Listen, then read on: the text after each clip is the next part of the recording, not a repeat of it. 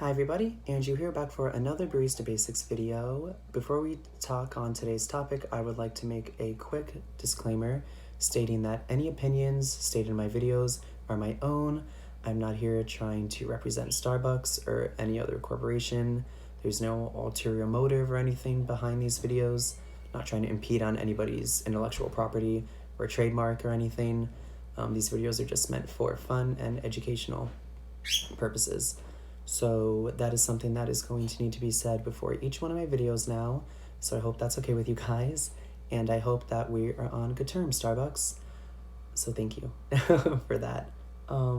Anyways, on to today's topic, which is the 4 brewing fundamentals of coffee. So in the previous weeks, we've discussed the 4 tasting characteristics of coffee, as well as how to properly taste coffee. So it only makes sense for us to talk about how to actually brew your coffee so that you can explore those topics that we discussed previously.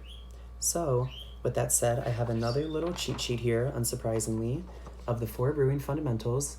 We have proportion, grind, water, and freshness. So our first brewing fundamental, proportion, is the ratio of your coffee grinds to water. Now, the ideal ratio is 2 tablespoons of freshly ground coffee to 6 fluid ounces of water. Now, this ratio is very important because, say, for example, you had too little coffee compared to your water, your resulting cup of coffee would taste pretty bitter and just not very tasty. Because since you have an excessive amount of water, not only is it pulling out all of the nice parts of your coffee, it's also pulling out all of the impurities and the not so nice aspects of it, which of course result in those flavors being imparted in your actual cup of coffee, which makes the experience less enjoyable. Now, on the other hand, if you have too much coffee and not enough water, then your cup of coffee is just going to be pretty lackluster because you don't have enough water to extract all of the different flavors and intricacies of your coffee. So this 2 tablespoons to 6 fluid ounces, I'm tongue-tied here, is super important. Now, moving on to our next brewing fundamental, which is grind. And this is, of course, how coarse or fine your coffee is.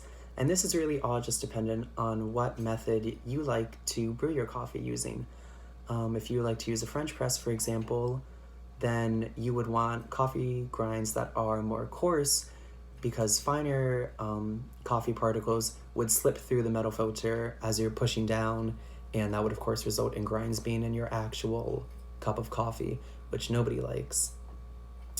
Now, if you use, say for example, a paper filter, either through a pour over method or, just your run-of-the-mill ordinary stand-up coffee machine, you would want to use coffee grinds that are a bit more fine, of course, since you're using a paper filter. And you wouldn't want to use coffee grinds that are too coarse because then you would not be able to extract all of the intricacies of your coffee since the grinds are too big for the water to pull through that paper filter. Moving on to our next brewing fundamental, which is water. This is another one that is super key because coffee is 98% water. So the better quality your water is, the better your resulting cup of coffee will taste. The ideal temperature range for brewing coffee is 195 degrees Fahrenheit to 205 degrees Fahrenheit. Now, this range gives us a little bit of wiggle room, but you really don't want to go over or under this because if you go over 205 degrees, then you would just end up singeing your coffee and your resulting cup of coffee would taste relatively burnt. Now, if you use water that isn't hot enough, then your cup of coffee would just be pretty not flavorful because the water isn't hot enough to extract all of the niceties of your coffee. Moving on to our last and final brewing fundamental, freshness. This one is, of course, key, as the other ones are. This is an important aspect to remember because if you use coffee that is too old, it doesn't matter if you have your proportions right, it's ground the right way, you have the highest quality water ever. If your coffee grounds are not fresh, then your resulting coffee is not going to taste very good. It is important to treat coffee almost as you would fresh produce. So, you know, if you have fresh produce, you want to keep it away from oxygen, moisture, light, heat. These are all characteristics that will speed up the degradation of your coffee, much like how it would for your fresh produce. So making that association between the two will help you remember what you want to keep your coffee grinds away from. So with that said, the best way to keep your coffee safe from all of the things I mentioned earlier is by storing it in an opaque and airtight container that is not exposed to direct sunlight and that is in a relatively room temperature environment. And if you follow all of these steps, then your resulting coffee grinds should be fresh for about a week. And, you know, that isn't to say that if you pull out a week and a half old, maybe even 2 week old coffee grinds from your cabinet or anything, it's not like you should just throw it out. They're not bad necessarily. They just won't, your resulting cup of coffee won't be the highest quality. It won't be the best quality that it could be. And yeah, I'm looking down at my notes here, and I think I have covered everything for today.